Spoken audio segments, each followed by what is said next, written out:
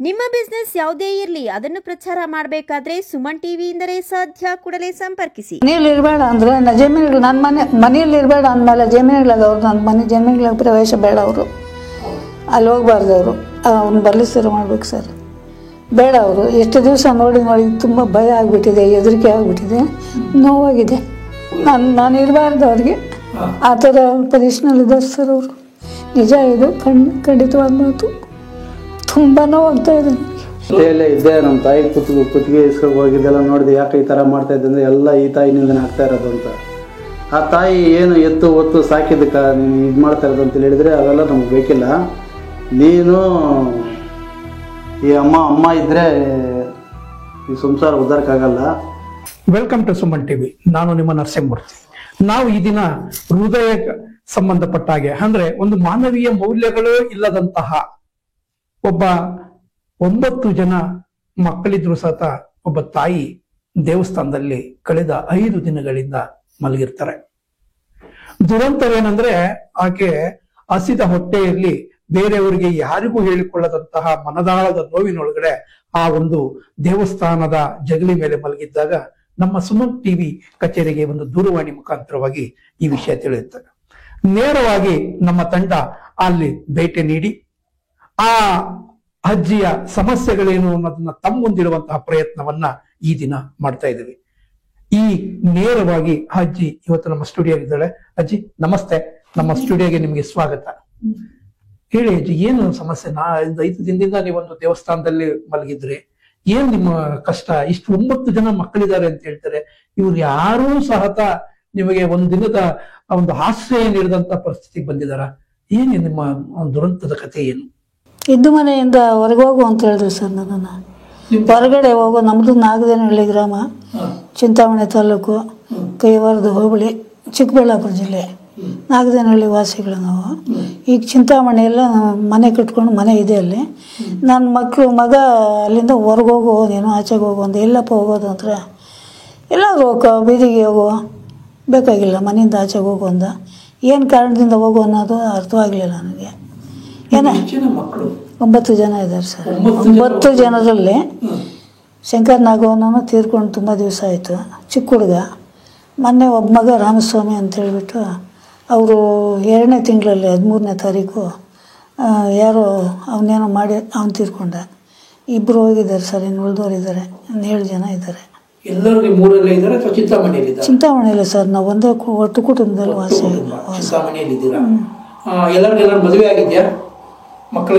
ಮದುವೆ ಆಗಿರೋನ್ಗೆ 2 ಮಕ್ಕಳು. ಅದೇ ಆತ್ಮೆ ತೀರ್ಕೊಂಡಿದ್ದು. ಇನ್ನು ಉಳಿದವ್ರಿಗೆ ಮದುವೆಗಳಾಗ್ಬೇಕು ಸರ್. ದೊಡ್ಡವನಿಗಾಗಿತ್ತು. ಅವನು ನಮ್ಮಳಕ್ಕೆ ಎಲ್ಲ ಮಠದಲ್ಲಿದ್ದಾನೆ. ಅವನು ಜನಾರ್ದನ ಮೂರ್ತಿ ಅಂತ. ಈಗ ನಿಮ್ಗೆ ಎಷ್ಟು ಜನ ಹೆಣ್ಮಕ್ಳು? 3 ಜನ ಹೆಣ್ಮಕ್ಳು ಸರ್. 3 ಜನ ಹೆಣ್ಮಕ್ಳಿಗೂ ಮದುವೆ ಆಗಿದೆ. ಅವರೊಂದು ಕಡೆ ಅವರು ಪಾಡಿದವರು ಚೆನ್ನಾಗಿದ್ದಾರೆ. ಈಗ ನಿಮ್ ಮಾನಸಿಕವಾಗಿ ನಿಮ್ಗೆ ದೈಹಿಕವಾಗಿ ನಿಮ್ ಮೇಲೆ ಹೊಡೆದಿದ್ದಾರೆ ಅಂತೇಳಿ ನಮಗೆ ಒಂದು ಮಾಹಿತಿ ಸಿಕ್ಕಿದೆ. ಅದ್ರ ಮೇಲೆ ಅದು ನಿಜನಾ? ಹೌದು ಸರ್. ಏನಕ್ಕೆ, ಯಾವ ರೀತಿ ಪ್ರಾರಂಭ ಆಯ್ತು ಈ ಗಲಾಟೆ? ಏನು ಮಾತನಾಡೋಕೆ ಹೋದ್ರೆ ನೀನು ಮುದುಕಿ, ನೀನೇನ್ಕ ಮುಸಲಿ, ನೀನು ಬದುಕಿರೋದೇನಕ ಅಂತ ಕಚ್ಚಿಸ್ಕೋಗಿ ಬಂದ ನನ್ನ ಮಗ ನಾಗಭೂಷಣ. ನಾನು ಹೊರ್ಗೆ ಹೋಗ್ಬಿಡ್ಬೇಕು, ನೀವು ಇರಬಾರ್ದು, ನೀನು ಇರಬಾರ್ದು, ಎಲ್ಲ ಹೋಗೋದು ಅಂದರೆ ಎಲ್ಲಾದರೂ ಬದುಕು, ನಿನ್ನಿಷ್ಟ. ನನ್ನನ್ನು ಕೇಳಿದ್ರೆ ನಾನೇನು ಮಾಡಬೇಕು? ಎಲ್ಲಾದರೂ ಹೋಗಿ ಅಂತ. ಹೋಗ್ತಾ ಇರಿ ಅಂತ. ಮನೆಯಿಂದ ಆಚೆ ಆಗ್ತಾರಲ್ಲ, ನೀವು ನೇರವಾಗಿ ಅಲ್ಲಿ ಸುತ್ತಮುತ್ತ ಯಾರು ನಿಮಗೆ ಸಹಕಾರ ಮಾಡಲಿಲ್ವಾ ಈ ಥರ ಗಲಾಟೆ ಆಗ್ತಾ ಇದ್ದ? ಯಾರು ಬರಲಿಲ್ಲ. ಅಲ್ಲಿ ಅವ್ರ ಅತ್ತಿಗೆ ಅಂತ ಭಯಮ್ಮ ಇದ್ದಾಳೆ. ಅವ್ರ ಅತ್ತಿಗೆ ಮಗ ಅವರು ಇವನು ಇದ್ದ ಗಲಾಟೆ ಆಗುವಾಗ, ಮಹನಿಮೂರ್ತಿ ಅಂತ ಅವನು ಇದ್ದ. ನನಗೆ ಇವನು ನನ್ನ ಜೊತೆಗಿರ್ತಾನೆ ಅಂತ ಹೇಳ್ಬಿಟ್ಟು ನೀವಿಬ್ಬರು ಹೊರಗೆ ಹೋಗ್ಬಿಟ್ರೆ ಅಂದ. ಆಚೆ ಹೋಗು ಅಂತ ಹೇಳ್ದೆ. ಎಲ್ಲ ಹೋಗಿರೋದು ನಾನು ಮನೆಗೆ ಅಷ್ಟೇ ನನ್ನ ಕೈಯಲ್ಲಿ ಕೊಟ್ಟಿದ್ದೀನಲ್ಲ, ಕೊಡು ಅಂದರೆ ಅವನ ಪೈಸಾ ಇಲ್ಲ ನನ್ನ ಹತ್ರ, ಹೋಗ್ತಾ ಇರಿ ಅಂತ ಹೇಳ್ದೆ. 1 ರೂಪಾಯಿ ಇಲ್ಲ ಅಂತ. ಮನೆ ಅಂದ್ರೆ ಸಣ್ಣ ಪುಟ್ಟ ಜಗಳ ಆಗುತ್ತೆ, ಸಣ್ಣ ಪುಟ್ಟನ ಇರುತ್ತೆ. ಅಮ್ಮ ನಮ್ಮ ಗೊತ್ತಿದ್ದು ಇಷ್ಟು ದಿವಸದಿಂದ ಬಿದ್ದು ಅವಳು ಗಂಡ ರಾಮಸ್ವಾಮಿ ಅಂತಿದ್ದ. ಅಮ್ಮನ ಬಂದಾಗಿಂದ ನನಗೆ ಟಾರ್ಚರ್ ಅಂದರೆ ಟಾರ್ಚರ್. ಹೇಳ್ಕೊಳಕ್ಕಾಗಲ್ಲ, ನನಗೆ ಅಲ್ಲಿ ಬದುಕೋಕ್ಕೂ ಆಗಲ್ಲ. ಈ ಥರ ಇಷ್ಟು ದಿವಸ ಹೇಳ್ಕೊಂಬಂದೆ. ಅವನಿದ್ರೆ ಸರೋಗ್ತಾ ಇತ್ತು. ಅವನು ತೀರ್ಕೊಂಬಿಟ್ಟ. ತುಂಬ ಹಿಂಸೆ ಆಗ್ಬಿಟ್ಟು ನನಗೆ. ಏನು ಜಮೀನು ಏನಾದ್ರು ಈ ಥರ ಮಾಡ್ತಿದ್ದಾರ ಆಸ್ತಿಗಾಗಿ? ಮನೇಲಿ ಇರಬೇಡ ಅಂದ್ರೆ ಜಮೀನುಗಳು ನನ್ನ ಮನೇಲಿ ಇರಬೇಡ ಅಂದಮೇಲೆ ಜಮೀನುಗಳಾಗ ಅವ್ರು ನನ್ನ ಮನೆ ಜಮೀನುಗಳಿಗೆ ಪ್ರವೇಶ ಬೇಡ ಅವರು, ಅಲ್ಲಿ ಹೋಗ್ಬಾರ್ದು ಅವರು. ಅವ್ರನ್ನ ಬರಲಿ ಸರ್ ಮಾಡ್ಬೇಕು ಸರ್, ಬೇಡ ಅವರು. ಎಷ್ಟು ದಿವಸ ನೋಡಿ ತುಂಬ ಭಯ ಆಗಿಬಿಟ್ಟಿದೆ, ಹೆದರಿಕೆ ಆಗಿಬಿಟ್ಟಿದೆ, ನೋವಾಗಿದೆ. ಈಗ ನೀವು ಮನೆಗೆ ಹೋಗೋಕ್ಕೂ ಭಯ ಪಡ್ತಾ ಇದ್ದೀರ ಅಂತ ಹೇಳಿದ್ರೆ ಹೋಗ್ಬೇಡ ಅಂತ ಬರಬೇಡ ಅಂದಮೇಲೆ ಕತ್ತಿಸ್ಕೋಕೆ ಅವನು ಯಾವಾಗ ಬಂದಿಲ್ಲಲ್ಲ, ಈ ಥರ ಮಾಡ್ತಾನಂತ ನಂಗೆ ಗೊತ್ತಿರಲಿಲ್ಲ. ಇಸ್ಬಿಟ್ಟಿದ್ರೆ ಹೋಗ್ತಾ ಇತ್ತಲ್ಲ, ಇವನು ಅಲ್ಲೇ ಇದ್ದ, ಭಯಕ್ಕೋ ಏನೋ ಸುಮ್ಮನೆ ಇದ್ದ. ನೀವು ಎತ್ತ ಆಡಿಸಿದಂತಹ ಮಕ್ಕಳು ಮೊಮ್ಮಕ್ಕಳೇ ನಿಮ್ಮನ್ನ ಇವತ್ತು ಸಾವು ಬಯಸ್ತಾ ಇದ್ದಾರೆ ಅಂದ್ರೆ ಎಂತ ಒಂದು ಕ್ರೂರಿ ಜೀವಿಗಳು. ನಾನು ಇರಬಾರ್ದು ಅವ್ರಿಗೆ, ಆ ಥರ ಪೊಸಿಷನಲ್ಲಿದ್ದಾರೆ ಸರ್ ಅವರು. ನಿಜ ಇದು, ಖಂಡಿತವಾದ ಮಾತು. ತುಂಬ ನೋವಾಗ್ತಾ ಇದೆ ನನಗೆ. ಇವಾಗ ಮಠದಲ್ಲ 5 ದಿವಸದಿಂದ ಇದ್ವಿ, ನಾರಾಯಣ ಮಠದಲ್ಲಿ. ಇವ್ರ ಮನೆ ನ್ಯಾಯ ಮಾಡೋಕ್ಕೆ ಬಂದಿದ್ದಕ್ಕೆ ಇವ್ರು ನನ್ನ ಕರ್ಕೊಂಡೋಗಿ ಅಲ್ಲಿ 2 ದಿವಸ ಇದ್ದೆ ಇವ್ರ ಮನೆಯಲ್ಲೇ. ಆಮೇಲೆ ನನಗೇನು ಟ್ಯಾಬ್ಲೆಟ್ ಬೇಕಾಗಿತ್ತು ಅಂತ ನನ್ನ ಮಗ ಬಂದರು, ಅವ್ರ ಜೊತೆಯಲ್ಲಿ ಹೋಗಿ ನಾರಾಯಣ ತಾದ್ನಲ್ಲಿ ಮಠದಲ್ಲಿದ್ದೆ. ಬಹುಶಃ ಕನಿಷ್ಠ ಪಕ್ಷ ಅಲ್ಲಿ ನೀವು ಸೊಸೆಯರಾಗ್ಬೋದು, ಬೇರೆಯವ್ರು ಯಾರೂ ನಿಮ್ಮನ್ನು ತಡಿಬೇಕು ಅನ್ನೋಂಥ ಇದೇ ಇರಲಿಲ್ವಾ? ಅಯ್ಯೋ, ನಾನು ಇದ್ದ ಕಡೆನೇ ಇರೋಲ್ಲ ಯಮನ ಅಂತ ಇದ್ದರೆ ತಡಿಯೋದೇನು? ನಾನು ಇದ್ದ ಕಡೆ ಯಮನಿರಲ್ಲ. ಅವನಿದ್ದಾಗ ನಮ್ಮ ಗಂಡ ಇದ್ದಾಗಿಂದನೂ ಅಷ್ಟೇ ಸರ್. ಅವನೇನು ಅವನು ಒಳ್ಳೆಯವನು ಅಂತ ಹೇಳ್ಬಿಟ್ಟು ಸುಮ್ಮನೆ ಹಿಂಗೆ ಕಳ್ಕೊಂಡು ಇಷ್ಟು ದಿವಸ ಕಳೆದೋಯ್ತು. ಇನ್ನು ನನ್ನ ಕಡೆ ಶಕ್ತಿ ಇಲ್ಲ, ನಿಶಕ್ತಿ ಆಗಿಬಿಟ್ಟಿದೆ. ಇನ್ನು ಅವರು ಕೊಟ್ಟಿದ್ದ ಟಾರ್ಚರ್ಗೆಲ್ಲ ನನಗೆ ಬೀಳೋಕ್ಕೆ ಸಾಮರ್ಥ್ಯ ಇಲ್ದಿರಾಗ್ಬಿಟ್ಟಿದೆ ಸರ್. ಇವನು ಅತ್ತಿಗೆ ಜೊತೆ ಸೇರ್ಕೊಂಡ್ಬಿಟ್ಟು ಅತ್ತಿಗೆ ಮಗ ಇವನು 3 ಸೇರಿಕೊಂಡು ಈ ಥರ ಮಾಡ್ತಾ ಇದ್ದಾರೆ. ಯಾರು ನಾಗಭೂಷಣ ಅನ್ನೋರು ನಿಮಗೆ ಭಾಳ ಮಾನಸಿಕವಾಗಿ ಕೊಡ್ತಾರೆ. ಮತ್ತೆ ಇನ್ನೊಬ್ಬ ನಿಮ್ಮ ಮೊಮ್ಮಗನ ಹೆಸರೇನು? ನಿಮ್ಮ ಮೇಲೆ ಹೊಡೆಯೋಕ್ಕೆಲ್ಲ ಬರ್ತಾರೆ ಅಂತ ಹೇಳಿದ್ರಲ್ಲ, ಕುಬೇರ ಮೂರ್ತಿ ಅಂತ. ಕುಬೇರ ಮೂರ್ತಿ. ಅವ್ರ ತಾಯಿ ಹೆಸರು ಅಂಬಿಕಾ ಅಂತ. ಅತ್ತಿಗೆ ಮಾತುಗಳು ಕೇಳಿಕೊಂಡು ಇವನು ಈ ಥರ ಮಾಡ್ತಾ ಇದ್ದಾನೆ. ಅವ್ರು ಹೆಂಗೆ ಹೇಳಿದ್ರೆ ಹಂಗೆ ಕೇಳ್ತಾನೆ ಹೊರತು ಅಮ್ಮ ಹೇಳ್ದಂಗೆ ಕೇಳಲ್ಲ ಅವನು. ನಾಗಭೂಷಣ. ಈಗ ನಿಮ್ಮ ಜೊತೆಲಿ ಒಬ್ಬರನ್ನ ಕರ್ಕೊಂಡ್ಬಂದು ನೀನು ಮನೆಯೇ ಸುಟ್ಟು ಬಿಡ್ತಾ ಇದೀಯ, ಮನೆಗೆ ಬೆಂಕಿ ಅಂತವಳು, ನೀನು ವಿಷ ಆಗಿಬಿಟ್ಟಿದೀಯಾ ಅಂತ ಬೈತಾನೆ ಸರ್ ನಾಗಭೂಷಣ. ಅವನು ಹಂಗಾಗ್ತಾನೆ ಅಂತಿರಲಿಲ್ಲ, ಅಷ್ಟು ಕಿಳಿದ್ಬಿಟ್ಟಿದ್ದಾನೆ ಅವನು. ಹೇಗೆ ಅಲ್ಲಿ ನಾನು ಏನು ಮಾಡ್ಬೇಕು ಸರ್? ಈ ರೀತಿ ಇದೆ. ಅವರ ಮಗ ನೇರವಾದ ನಮ್ಮ ಸ್ಟುಡಿಯೋದಲ್ಲಿದ್ದಾರೆ, ಅವರ ತಾಯಿ ಜೊತೆಯಲ್ಲೇ ಇದ್ದಾರೆ. ಅಣ್ಣ ನಮಸ್ತೆ, ನಿಮ್ಮ ಹೆಸರು? ನಮಸ್ತೆ ಸರ್, ಮಹನೀಮೂರ್ತಿ ಅಂತ. ನೀವು ಇವರ ಎಷ್ಟನೇ ಮಗ? ಎಮ್ಮ ಅವರ 3ನೇ ಮಗ. 3ನೇ ಮಗ. ಈ ಘಟನೆ ಈಗ ನಿಮ್ಮನ್ನ ಅಮ್ಮನ ಆಚೆ ಹಾಕಿರೋ ವಿಷಯ ನಿಮಗೆ ಗೊತ್ತಿದೆಯಾ? ಗೊತ್ತಿರೋದಲ್ಲ ಸರ್, ನಮ್ಮ ತಾಯಿನ ಇಬ್ಬರನ್ನೂ ಹೊರಗಡೆ ಹೋಗ್ರ ಅಂತ ಹೇಳಿದ್ದು ನಾಗಭೂಷಣ ಅನ್ನೋ ವ್ಯಕ್ತಿ. ನೀವು ಇದ್ರ ಜೊತೆಯಲ್ಲೇ ಇದ್ದೆ. ನಮ್ಮ ತಾಯಿ ಕುತ್ತಿಗೆ ಇಸ್ಕೊಂಡು ಹೋಗಿದ್ದೆಲ್ಲ ನೋಡಿದೆ, ಯಾಕೆ ಈ ಥರ ಮಾಡ್ತಾ ಇದ್ದೆ ಅಂದರೆ ಎಲ್ಲ ಈ ತಾಯಿನಿಂದನೇ ಆಗ್ತಾ ಇರೋದು ಅಂತ.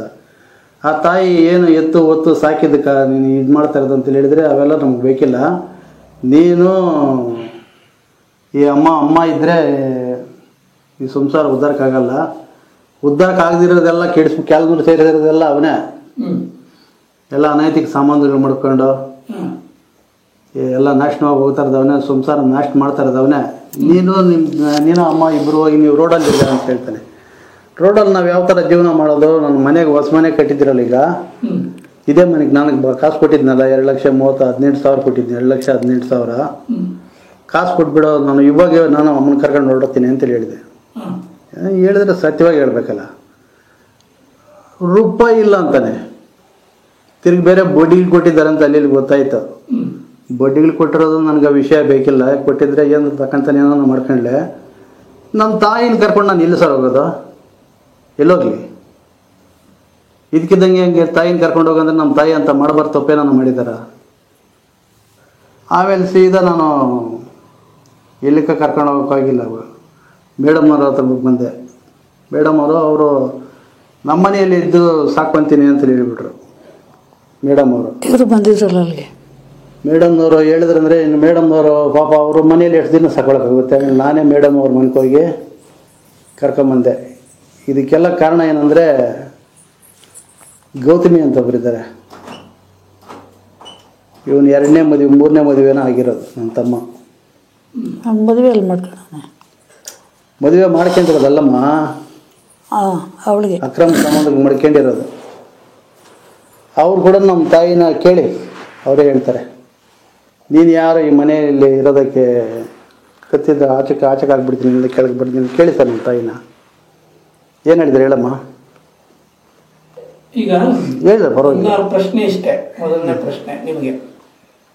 ಇಷ್ಟು ವರ್ಷ ಆ ಇಡೀ ಜೀವ ಎತ್ತು ಹೊತ್ತು ನಿಮ್ಮನ್ನೆಲ್ಲ ಸಾಕಿದೆ, ತುಂಬು ಕುಟುಂಬನ ಇಲ್ಲಿವರೆಗೂ ತಂದಿದೆ.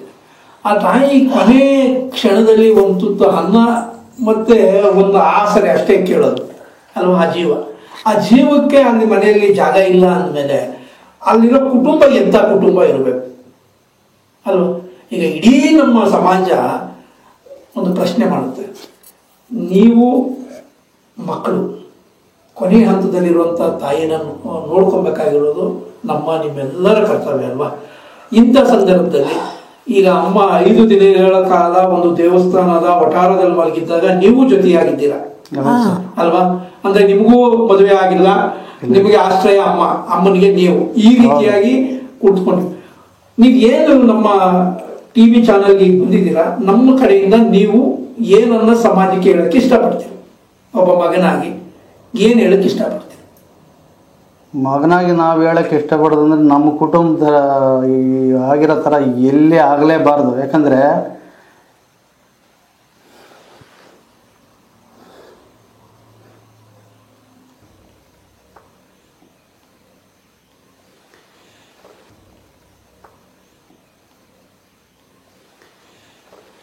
ಯಾಕೆ ಈಗ ನಿಮ್ಮ ಇಷ್ಟು ವರ್ಷ ಆದ್ರೂ ನೀವು ಮದುವೆ ಆಗದೆ ಅಥವಾ ನೀವು ಕುಟುಂಬಸ್ಥರಾಗದೆ ಯಾಕೆ ಇದ್ರಿ? ಹೀಗೆ ಎಲ್ಲಾದರೂ ಯಾರನ್ನಾದ್ರೂ ಕೇಳಿ ಯಾವುದನ್ನ ಸೆಟ್ ಹೋಗೋದು ಅದನ್ನ ಅವಳೇ ಮುಗ್ದಾಗ್ತಿಲ್ಲ. ಮನೆಗೆ ಬಂದಿರೋ ಸೊಸೆ ಅವಳು ಏನು ಹೇಳ್ತಾಳೋ ಏನೋ ಗೊತ್ತಿಲ್ಲ. ಒಂದು ದಿವಸ ಗೌರ್ಮೆಂಟ್ ಡ್ಯೂಟಿಯಲ್ಲಿರೋದೇ ಏನೋ ಪೊಲೀಸ್ ಕೆಲಸ, ಸಬ್ ಇನ್ಸ್ಪೆಕ್ಟರ್ ಕೆಲಸ ಏನಾಗಿತ್ತು. ಆ ಹುಡುಗಿನೂ ಮನೆಗೆ ಕರೆಸಿ ಅವಳು ಒಪ್ಕೊಂಡಿದ್ದಾಳೆ. ಇವನಿಗೂ ಇಷ್ಟ ಇತ್ತು. ಅದೇನು ಹೇಳಿದ್ರೆ ಏನೋ ಆಗ್ಲಿಸ್ತಾರೆ ಮಾಡಿಬಿಟ್ರು. ಹಿಂಗೆ ಯಾವ ಸಂಬಂಧ ಬಂದರೂ ಆಗ್ಲಿಸ್ತಾ ಇಲ್ಲ ಇವನಿಗೆ. ಹಿಂಗೆ ಮಾಡಿಬಿಟ್ರು. ಅವನಿಗೂ ಎಲ್ಲೆಲ್ಲ ನೋಡಿದ್ರು ಎಲ್ಲಿ ಮಾಡೋಕ್ಕೆ ಅನುಕೂಲ ಆಗಿಲ್ಲ ಸರ್. ಮನೇಲಿ ಒಗ್ಗಟ್ಟಿದ್ರೆ ಅಲ್ವ ಯಾವುದನ್ನ ಕಾರ್ಯ ಆಗಬೇಕಂದ್ರೆ ಅದಕ್ಕೆ ಅನುಕೂಲ ಸರ್. ಅದಕ್ಕೆ ಆಗ್ಲಿಸಿಲ್ಲ ಸರ್. ಅವರು ಹೇಳ್ಕೊಂಡು ಹೋಗೋ ಆಗಲ್ಲ.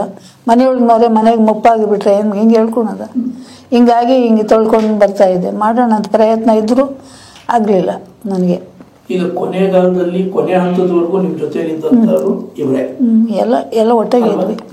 ಸರ್ ಒಂದು ಹಾಸ್ಪಿಟ್ಲಿಗೆ ಕರ್ಕೊಂಡು ಹೋಗ್ಬೇಕಂದ್ರೆ ಯಾವನ ಹತ್ರ ಕಾಸು ಕೊಡ್ತಾ ಇಲ್ಲ. ಯಾವನು ಹೋಟೆಲ್ ಒಂದು ದಿವಸ ಊಟ ಕೊಡ್ತಾರೆ, ನನ್ನ ಹತ್ರ ಫೋನಲ್ಲಿ ಕಾಸಿಲ್ಲ ಅಂತಾರೆ, ಇನ್ನೊಬ್ಬನ ಕಾಸಿಲ್ಲ ಅಂತಾನೆ. ನಮ್ಮ ಅಣ್ಣ ಬದುಕಿದ ಕೂಡ ಎಲ್ಲ ಇದಕ್ಕೆಲ್ಲ ಕಾರಣ ನಮ್ಮ ಅತ್ತಿಗೆ ಬಂದ ಮೇಲೆ ನಮ್ಮ ಅತ್ತಿಗೆಗೂ ಯಮನಿಗೆ ಆಗಲ್ಲ. ಯಮನೇನು ಒಳ್ಳೇದು ಹೇಳ್ಕೊಳ್ಳೋದ್ರೆ ನಮ್ಮ ತಾಯಿಯೇ ಆಯಮ್ಮನಿಗೆ ವಿರೋಧ. ಆಯಮ್ಮನ ಏನು ಇಷ್ಟಾಂಚಾರ ಇರಬೇಕು.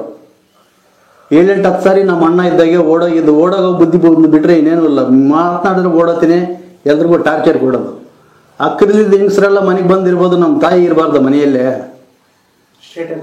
ಅದು ನೋವು ಅನುಭವಿಸೋಕೆ ಗೊತ್ತಾಗುತ್ತೆ ಸರ್ ನಿಜವಾಗ್ಲೂ. ನಿಮ್ಮ ಅತ್ತಿಗೆನೂ ನಿಮ್ಮ ತಾಯಿ ಹೊಂದಾಣಿಕೆಯಲ್ಲಿ ಇಲ್ವಾ? ನಮ್ಮ ತಾಯಿ ನಮ್ಮ ಅತ್ತಿಗೆ ನಮ್ಮ ಮದುವೆಗೆ ಮುಂದುಗನೆ ಅವ್ರು ನಮ್ಮ ಅಣ್ಣ ನಮ್ಮ ಅತ್ತಿಗೆ ಓಡ್ ಬಂದಿದ್ದು ಅವರು ಅಲ್ಲಿಂದ. ಇವನು ರಕ್ಷಣೆ ಕೊಟ್ಟು ನಾನೇ ಯಾರು ಬರ್ತಾರ ಬರಲಿ ಅಂತ ಕೇಳಿ ರಕ್ಷಣೆ ಕೊಟ್ಟು ನಮ್ಮ ಅಣ್ಣನ ನಮ್ಮ ಅತ್ತಿಗೆನ ಇಬ್ಬರನ್ನೂ ಮನೆಯಲ್ಲೇ ಮಾಡ್ಕೊಂಡು ನಾವು ಸಾಕಿದ್ವಿ. ನಮ್ಮ ಅಣ್ಣ ಮಾಡಿದ ಸಾಲ ನಾನು ಕಟ್ಟಿದ್ದೀನಿ.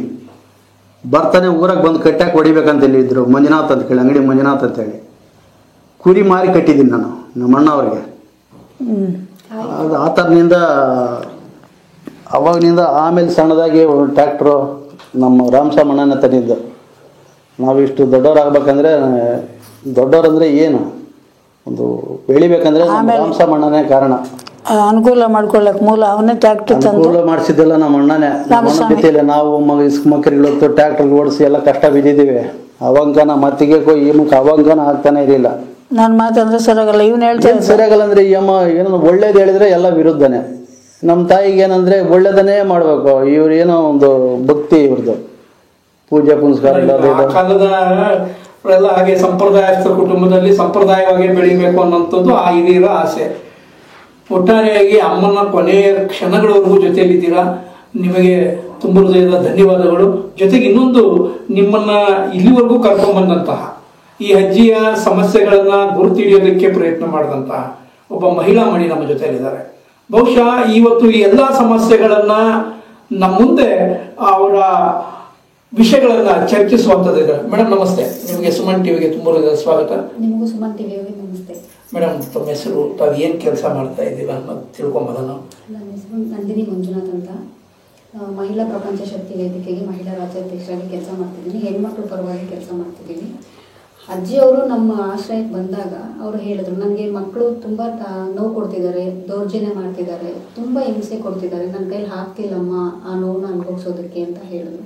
ಯಾಕಜ್ಜಿ ನೀನು ಸಾಕಿರೋ ಮಕ್ಕಳೇ ನಿನಗೆ ತುಂಬ ನೋವು ಕೊಡ್ತಿದ್ದಾರೆ ಅಂತ ನಾನು ಅಜ್ಜಿನ ಕೇಳಿದಾಗ ತುಂಬ ವಿಚಿತ್ರ ಅನಿಸುತ್ತೆ. ಅಜ್ಜಿ ಜೀವನನೇ ಒಂಥರ ವಿಚಿತ್ರ ಅನಿಸುತ್ತೆ. ಅಷ್ಟು ಕಷ್ಟಗಳನ್ನ ಹೇಳ್ಕೊಂಡು ಅವರಷ್ಟು ನೋವನ್ನ ಈಚೆ ಹಾಕಿದಾಗ ನಾವೇ ಖುದ್ದ ಅವ್ರಿಗೆ ಫೋನ್ ಮಾಡಿ ಕರೆದ್ರು ಕೂಡ ಆತ ಬರಲಿಲ್ಲ. ನಾವ್ಯಾಕೆ ಬರಬೇಕು ಅನ್ನೋ ಇದಿತ್ತು. ನಾವೇ ಅವ್ರ ಅಜ್ಜಿನ ಕರ್ಕೊಂಡು ನಾನೇ ಡೈರೆಕ್ಟಾಗಿ ಅವ್ರ ಮನೆಗೆ ಹೋದೆ. ಅಜ್ಜಿನ ಅವ್ರ ಮನೆಗೆ ಕರ್ಕೊಂಡು ಹೋದ್ರೆ ಆ ಮಗನ ನಾನು ಕರೆದು ಕೇಳಿದೆ, ನಾಗಭೂಷಣ್ ಅವ್ರನ್ನ, ಯಾಕಪ್ಪ ನಿನ್ನ ಮಗನ ನಿನ್ನ ತಾಯಿನ ಸಾಕಕ್ಕೆ ಯಾಕೆ ನಿನ್ನ ಕೈಲಿ ಆಗ್ತಿಲ್ಲ ಅಂತ. ಅವರೇ ಇರ್ತಿಲ್ಲ ಅಂತ ಹೇಳಿ, ನಿಮ್ಮ ತಾಯಿಯವ್ರ ಮಗು ಥರ ಅಲ್ವಾ, ಇವಾಗ ನೋಡ್ಕೋಬೇಕಲ್ವಾ, ನಿನ್ನನ್ನು ಹುಡ್ಸಿ ಸಾಕಿ ಬೆಳೆಸಿರೋ ತಾಯಿ ನಿನ್ನ ಕೈಲಿ ನೋಡ್ಕೊಳಕ್ಕಾಗಲಿಲ್ಲ, ನಿನ್ನ ಮುಂದೆ ನೀನು ಯಾವ ಥರ ನೋಡ್ತೀಯ ಅಂತ ನಾನು ಆತನ ಮಾತಾಡ್ತಿದ್ದೆ. ಮೊಮ್ಮಗ ಬಂದು ಅಜ್ಜಿ ಮೊಮ್ಮಗ ಕುಬೇರ್ ಮೂರ್ತಿ ಅಂತ ಆತ ಬಂದು ಅಜ್ಜಿ ಮೇಲೆನೆ ಇಲ್ದಿರೋ ಆರೋಪ ಹೊರಿಸ್ತ. ನಮ್ಮ ತಾಯಿನ ಚೆನ್ನಾಗಿ ನೋಡ್ಕೊಳಲ್ಲ ಅಜ್ಜಿ ಅಂತ.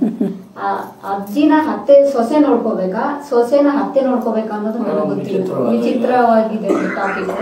ಅಲ್ಲಿ ನಾನು ಹೋದಾಗ, ಮೇಡಮ್ ನಮ್ಮಮ್ಮನ್ನ ಅವರು ನೋಡ್ಕೊಂಡಿರ್ತಾನೆ ಮೇಡಮ್, ನಾವು ಆ ಅಜ್ಜಿನ ನೋಡ್ಕೊಳಕ್ಕಾಗೋದು, ನಮ್ಮಮ್ಮನ್ನ ಸೇರಲ್ಲ, ಮಾತಾಡಲ್ಲ, ಬುದ್ಧಿ ಹೇಳಿ ಈ ಅಮ್ಮನೇ ಆ ಅಮ್ಮನ ಜೊತೆಗೆ ಇರ್ಬೇಕಾಗಿತ್ತು, ಅನುಸರಿಸ್ಕೊಂಡು ಹೋಗ್ಬೇಕಾಗಿತ್ತು ಅಂತ. ಆಯ್ತು ಅಂತಂದ್ರೆ ಹೆಣ್ಮಕ್ಳು ಆ ಮನೆಗೆ ಬರೋ ಅಷ್ಟೊತ್ತಿಗೆ ಹೆಣ್ಮಕ್ಳ ಮೇಲೆ ಕುಬೇರ್ ಮೂರ್ತಿಯನ್ನು ಏಕಾಏಕಿ ಹೋಗಿ ಹೆಣ್ಮಕ್ಳನ್ನೆಲ್ಲ ಹೊಡೆದಾಕ್ಬಿಡ್ತಾನೆ. ತುಂಬಾ ದೌರ್ಜನ್ಯ. ನಿಮ್ಮ ಕಣ್ಣು ಮುಂದೆನೆ ಘಟನೆ ನಡೆದಿತ್ತು. ಏಕಾಏಕಿ ಹಲ್ಲೆ ಮಾಡೋಕ್ಕೂ ಪ್ರಯತ್ನ. ಅಜ್ಜಿ ಮುಂದೆ ಅಜ್ಜಿನೇ ಬಿಡ್ತಾ ಇಲ್ಲ, ನೀನಿದ್ರೆ ನಾವಿರಲ್ಲ, ನೀನ್ ಇರ್ಬೇಡ, ಮನೆಯಿಂದ ಆಚೆಗೆ ಹೋಗು ಅಂತ ಮಾತಾಡ. ಅಜ್ಜಿ ಕಟ್ಟಿರೋ ಮನೆ, ಅಜ್ಜಿ ಇರೋ ಸಾಮ್ರಾಜ್ಯದಲ್ಲಿ ಅಜ್ಜಿನೇ ಇರ್ಬೇಡ ಅನ್ನೋದಕ್ಕೆ ಅವ್ರಿಗೇನು ಹಕ್ಕಿದೆ? ಅವ್ರು ಕಟ್ಟಿರೋ ಪ್ರಪಂಚ, ಅವ್ರು ಇಡಿಸಿ ಬೆಳೆಸಿ ಮಗ ಆದ್ಮೇಲೆ ತಾನೇ ಸೊಸೆ ಆದವಳು ಬರೋದಕ್ಕೆ ಸಾಧ್ಯ, ಆಮೇಲೆ ತಾನೇ ಅದು ಪ್ರಪಂಚ ಉತ್ಪತ್ತಿ ಆಗೋದು. ಆ ಪ್ರಪಂಚದಲ್ಲಿ ಅಜ್ಜಿನೇ ಇರ್ಬೇಡ ಅನ್ನೋದಕ್ಕೆ ಆಕೆಗೇನು ಅಧಿಕಾರ ಇದೆ? ಏನಂದ್ರೆ ಅಜ್ಜಿಗೆ ನಾವು ಕೇಳಿದಿಷ್ಟೇ, 3 ಹೊತ್ತು ಊಟ ಹಾಕಿ, ಅದು ಆಗ್ಲಿಲ್ಲ 2 ಹೊತ್ತು ಊಟ ಹಾಕಿ, ಬಟ್ಟೆ ಕೊಡಿ, ಅವ್ರಿಗಿರೋದಕ್ಕೆ ಒಂದು ಮೂಲೆ ಜಾಗ ಕೊಡಿ ಅಂತ. ಅದು ಕೊಡೋಕ್ಕಾಗಲ್ಲ ಅಂತಂದ್ಮೇಲೆ ಹಿಂಗೇನು ಸರ್ ಮಕ್ಕಳು ಬೇಕು? ನೀವು ನೇರವಾಗಿ ಅವ್ರನ್ನ ಕೇಳಿದಾಗ ಸತ ಅವ್ರ ಮಾತಿಗೆ ಇದೆ, ಕೊನೆ ಮಾತಿದೆ ಏನಂತ, ಅಜ್ಜಿ ಇರಬಾರ್ದು, ಇಲ್ಲಿ ಇರಬಾರ್ದು, ಅಜ್ಜಿ ಬೇಡ, ಮನೆಯಲ್ಲೇ ಇರಬಾರ್ದು, ಮನೇಲೂ ಇರಬಾರ್ದು, ಜಮೀನಲ್ಲಿ ಹೋಗೋ ಅಜ್ಜಿ ಇರಬಾರ್ದು, ಎಲ್ಲೂ ಇರಬಾರ್ದು. ಅಜ್ಜಿ ಹೆಸರಲ್ಲೇ ಎಲ್ಲ ಇದೆ, ಅಜ್ಜಿ ಯಾಕೆ ಇರಬಾರ್ದು ಅಂತ ಗೊತ್ತಾಗ್ತದೆ. ಈಗ ನೀವೊಬ್ಬ ಹೋರಾಟಗಾರರಾಗಿ, ಈ ಸಮಾಜದ ಕಳಕಳಿ ಇರುವಂತಹ ಒಬ್ಬ ಹೆಣ್ಣು ಮಗಳಾಗಿ, ಹೆಣ್ಣಿನ ಮನಸ್ಸನ್ನು ಅರ್ಥ ಮಾಡ್ಕೊಂಡಿರೋರಾಗಿ ನಾನು ನಿಮಗೊಂದು ಪ್ರಶ್ನೆ ಕೇಳಕ್ಕೆ ಇಷ್ಟಪಡ್ತೀನಿ. ಇಂಥ ಪರಿಸ್ಥಿತಿ ಬಹುಶಃ ಯಾರಿಗೂ ಬರೋದು ಬೇಡ. ಈ ಸಮಸ್ಯೆಗೆ ಬಗೆಹರಿಸೋದಕ್ಕೆ ತಾವು ಈಗಾಗಲೇ ಸಾಕಷ್ಟು ಪ್ರಯತ್ನಗಳು ಮಾಡಿದ್ದೀವಿ ಅಂತಿರಲ್ಲ, ಈಗ ಮುಂದೆ ನೀವು ಏನು ಮಾಡ್ಬೇಕು ಅನ್ಕೊಂಡಿದ್ದೀರಿ? ನಾವು ಮುಂದೆ ಏನ್ ಮಾಡ್ಬೇಕು ಅಂತಿದ್ದೀವಿ ಅಂದ್ರೆ, ಅಜ್ಜಿನ ಆ ಮನೆಗೆ ಇಡ್ಸ್ಬೇಕು ಅಂತ ನಾನು ಮುಂದೆ ಹೆಜ್ಜೆ ಹಾಕಿದ್ದೀನಿ. ಅಜ್ಜಿನ ಅವರೇ ಇರಬಾರ್ದು ಅಂತ ನಂಗಿದ್ರೆ ಅವ್ರು ಆ ಮನೇಲಿ ಇರೋದು ಬೇಡ, ಅಜ್ಜಿ ಒಬ್ಬರೇ ಇರಲಿ. ಅದಕ್ಕೆ ಯಾವ ಕಡೆಯಿಂದ ನಾನು ಏನು ಸೌಲಭ್ಯ ಮಾಡಬೇಕು, ನನ್ನ ಕಾನೂನು ಪ್ರಕಾರವಾಗಿ ನಾನು ಹೋಗಿ ಮುಂದೆ ಹೋರಾಟ ಮಾಡ್ತೀನಿ. ಈಗ ವಯಸ್ಸಾಗಿದೆ ಅಜ್ಜಿಗೆ, ಊಟ ತಿಂಡಿ ವ್ಯವಸ್ಥೆಗೆಲ್ಲ 5 ದಿನ ಅವರು ಒಂದು ದೇವಸ್ಥಾನದ ಇದರಲ್ಲಿ ಇರ್ತಾರೆ. ನಿಮ್ಮ ಒಂದು ತಂಡ ನಮ್ಮ ಕಚೇರಿಗೂ ದೂರವಾಣಿ ಮುಖಾಂತರ ತಿಳಿಸ್ತಾರೆ. ಆ 5 ದಿನ ಆಕೆ ಪಟ್ಟಿರುವಂಥ ನೋವು, ಆಕೆ ಪಟ್ಟಿರುವಂಥ ದುಃಖ, ಆಕೆಯಿಂದ ನಾವು ಎಷ್ಟು ಕೋಟಿ ರೂಪಾಯಿ ಕೊಟ್ಟರು ತಂದ್ಕೊಡಕ್ಕೆ ಸಾಧ್ಯ ಇಲ್ಲ.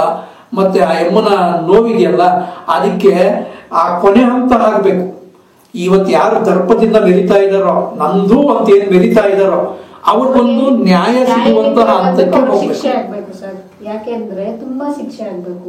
ಒಂದು ನಾವೇ ನಮ್ಮ ಮನೇಲಿ 2 ದಿನ ಇಟ್ಕೊಂಡಿದ್ವಿ ಅಜ್ಜಿಗೆ ಎಂತ ಸ್ವಾಭಿಮಾನ ಅಂತಂದ್ರೆ, ನಾನು ಇನ್ನೊಬ್ಬರ ಮನೇಲಿ ಇದ್ರೆ ಅವ್ರಿಗೆ ಎಷ್ಟು ಕಷ್ಟ ಆಗುತ್ತೆ ಅಂತ ಅಂದ್ಬಿಟ್ಟು ನಮ್ಮ ಮನೆಯಿಂದಾನೇ ಬರ್ತೀನಿ, ನಮ್ಮ ಮಾತ್ರ ತಗೊಂಡು ಅಂತ ಹೇಳಿ ನಿನ್ನೆ ಹೊರಟಿದ್ದು. ಇವತ್ತು ಮತ್ತೆ ನನ್ನ ಆಫೀಸ್ ಹತ್ರ ಬಂದಿದ್ದೆ. 2 ದಿನ ಹಬ್ಬ ಆಗೋರ್ಗು ನನ್ನ ಮನೇಲಿ ಇಟ್ಕೊಂಡಿದ್ದೆ. ಅಜ್ಜಿ ಯಾರು ನೋಡದೆ ಇರೋ ಪರವಾಗಿಲ್ಲ, ಬಾ ನಾನು ಕರ್ಕೊಂಡು ನಮ್ಮ ಮನೇಲಿ ಇರಿ ಅಂತಂದು. ಅಜ್ಜಿಗೆ ಸ್ವಾಭಿಮಾನ ಅಡ್ಡ ಬಂತು. ನಾನು ಯಾಕೆ ಇರಬೇಕು, ಅಷ್ಟು ಆಸ್ತಿ ಇಟ್ಕೊಂಡು ಇನ್ನೊಬ್ಬ ಮನೇಲಿ ಅಂತ ಹೇಳಿ ಇದು ಮಾಡ್ತಾರೆ. ಮೇಡಮ್, ಇಷ್ಟೆಲ್ಲ ಸಮಸ್ಯೆಗಳನ್ನ ನೀವು ನೋಡಿದ್ರಲ್ವಾ? ಇದಕ್ಕೆ ಪರಿಹಾರ ಹುಡುಕುವಂತಹ ಪೊಲೀಸ್ ಮೆಟ್ಟಲವರೆಗೂ ಏನಾದ್ರು ಅದ್ರದ್ದೇನೋ ಕಾನೂನು ಕ್ರಮ ಏನಾದ್ರು ಕೈಗೊಂಡಿದ್ರೆ? ಕಾನೂನು ಕ್ರಮ ತಗೊಂಡಿದ್ದೀವಿ ಸರ್. ಅಂದ್ರೆ ಪೊಲೀಸವ್ರಿಗೆ ಫೋನ್ ಮಾಡಿದ್ರೆ ಅವ್ರು ನಮ್ಗೆ ಹೇಳ್ತಾರೆ, ಮೇಡಮ್ ಅವರೇ ನೀವು ಆ ಕೇಸ್ಗೆ ಅಟೆಂಡ್ ಆಗ್ಬೇಡಿ ಮೇಡಮ್ ಅವರೇ, ತುಂಬಾ ರಾಜಕೀಯ ಇನ್ಫ್ಲುಯೆನ್ಸ್ ಇದೆ, ಅದ್ರ ಮುಂದೆ ನೀವು ಹೋಗಕ್ ಹೋಗ್ಬೇಡಿ ಅಂತ ಮಾತಾಡ್ತಾರೆ. ಒಂದು ಪೊಲೀಸ್ ಅಧಿಕಾರಿ ಆಗಿ ಯಾಕೆ ಆತರ ಮಾತಾಡ್ತಾರೆ? ಒಂದು ತಾಯಿಗೆ ನಾವು ಕೇಳ್ತಿರೋದು ಏನು ಅಂದ್ರೆ, ಅವ್ರ ಮನೇಲಿ ಅವ್ರನ್ನ ಇರೋದಕ್ಕೆ ಬಿಡಿ ಅಂತ. ಪೊಲೀಸ್ ತಂಡವನ್ನೇ ನಮಗ್ ಸಪೋರ್ಟ್ ಮಾಡ್ಲಿಲ್ಲ ಅಂದ್ರೆ ನಾವ್ ಇನ್ಯಾರನ್ನೋ ಕೇಳ್ಬೇಕು. ಈಗ ಯಾರಿಗೆ ದೂರು ಕೊಟ್ಟಿದ್ರು ನೀವು? ಯಾವ ದೂರವಾಣಿ ಮುಖಾಂತರ ಹೋಗಿ ಯಾರನ್ನ, ಯಾವ ಸ್ಟೇಷನ್ಗೆ? ರೂರಲ್ ಸ್ಟೇಷನ್ಗೆ ಹೋಗಿ ದೂರನ್ನು ಕೊಟ್ಟಿದ್ವಿ. ಚಿಂತಾಮಣಿ ರೂರಲ್ ರೂರಲ್ ಸ್ಟೇಷನ್ಗೆ. ಅಲ್ಲಿ ಹೋಗಿ ಸಾಹೇಬ್ರನ್ನ ಕೇಳಿದ್ರೆ ASI ಅವರು ಹೇಳ್ತಾರಂತೆ ಫೋನ್ ಮಾಡಿ, ನೀವು ಬರ್ಬೇಡಿ ಮೇಡಮ್ ಅವರೇ, ಈ ಕೇಸ್ಗೆ ತುಂಬಾ ಇಂಪ್ಲುಯೆನ್ಸ್ ಇದೆ ಅವ್ರ ಕಡೆಯಿಂದ. ಯಾವ ತರ ಇಂಪ್ಲುಯೆನ್ಸ್ ಇದೆ ಅಂತ ನಾನು ಅವ್ರನ್ನ ಕೇಳಿದೆ. ಅವ್ರು ರಾಜಕೀಯದಲ್ಲಿ ಇರೋ ವ್ಯಕ್ತಿ ಒಂದು ತಾಯಿನ ನೋಡೋ ಅಷ್ಟು ಯೋಗ್ಯತೆ ಇರಲ್ವಾ ಸರ್? ಇರಲ್ವಾ? ಖಂಡಿತ, ಅದನ್ನ ಒಪ್ಕೊಬೇಕು ನಾವು, ಅಲ್ವಾ ಸರ್? ಬೇರೆಯವ್ರಿಗೆ ಬುಕ್ಕು ದಾನ ಅದು ಇದು ದಾನ ಮಾಡೋ ಬದಲು ಒಂದು ತಾಯಿಗೆ 3 ಹೊತ್ತು ಊಟ ಹಾಕಕ್ಕಾಗಲ್ಲ ಅಂತಂದ್ಮೇಲೆ ರಾಜಕೀಯದಲ್ಲಿ ಇದ್ದಂತ ವ್ಯಕ್ತಿ ಏನಕ್ ಬೇಕು ನಮ್ಗೆ? ಜನಸೇವೆ ಏನಂತ ಮಾಡ್ತಾರೆ ಅವ್ರು? ಮನೇಲಿರೋ ತಾಯಿನೇ ನೋಡಕ್ ಆಗಲ್ಲ, ಇದು ಜನಗಳಿಗೆ ಏನಂತ ನ್ಯಾಯ ಕೊಡಿಸ್ತಾರೆ, ಜನಸೇವೆ ಏನಂತ ಮಾಡ್ತಾರೆ ಅವ್ರು? ಎಲ್ಲಾ ಇದೆ, 4 ಅಫ್ಟಿಯರ್ ಬಿಲ್ಡಿಂಗ್ ಇದೆ, ಟಿಪ್ಪರ್ಗಳು, JCPಗಳು ಎಲ್ಲಾ ಇಟ್ಟಿದ್ದೀರಾ. 3.5 ಎಕರೆ ಜಮೀನ್ ನಿಮ್ ತಾಯಿಯವ್ರ ಹೆಸರಲ್ಲೇ ಇದೆ. ಎಲ್ಲಾ ಆಯಮ್ಮನ ಹೆಸರಲ್ಲಿ ಇದ್ರೆ ತಾಯಿ ಹೆಸರಲ್ಲಿ ಇದ್ಕೊಂಡು, ಬಟ್ ಆಯಮ್ಮನ್ ಬೀದಿಗೆ ಯಾಕೆ ತಳ್ತಿದ್ದಾರೆ ಅಂತ ನನಗೆ ಅರ್ಥ ಆಗ್ತಿಲ್ಲ. ಈಗ ಇವ್ರೊಬ್ರೇ ಅಲ್ಲ ಮಗ ಅನ್ಸುತ್ತೆ ಅವ್ರಿಗೆ, ಇನ್ನ ಮಕ್ಕಳಿದ್ದಾರೆ. ಮಕ್ಕಳು 4 ಜನ ಇದ್ದಾರೆ ಗಂಡ್ ಮಕ್ಳು. ಅದ್ರಲ್ಲಿ 6 ಜನ ಗಂಡ್ ಮಕ್ಳು, 6 ಜನದಲ್ಲಿ 2 ಸತ್ತೋಗಿದ್ದಾರೆ. 7 ತಿಂಗಳ ಹಿಂದೆ ಒಬ್ರಿಗೆ ಎಕ್ಸ್ಪೈರ್ ಆಗಿ ಸತ್ತೋಗಿದ್ದಾರೆ. ಅಂದ್ರೆ ಮರ್ಡ್ರಲ್ ಆಗಿ ಅವ್ರು ಸತ್ತೋದ್ರು ಅಂತ ಗೊತ್ತಾಯ್ತು ತಾಯಿಯವ್ರ ಕಡೆಯಿಂದ. ಗಂಡ್ ಮಕ್ಳಿಗೆ ಯಾರಿಗೂ ಮದ್ವೆ ಆಗಿಲ್ಲ. ಇನ್ ಮಿಕ್ಕಿದ ಗಂಡ್ ಮಕ್ಳಿಗೆ ಒಬ್ರಿಗೆ ಗಂಡ್ ಮಗು ಮದ್ವೆ ಆಗಿರೋದು.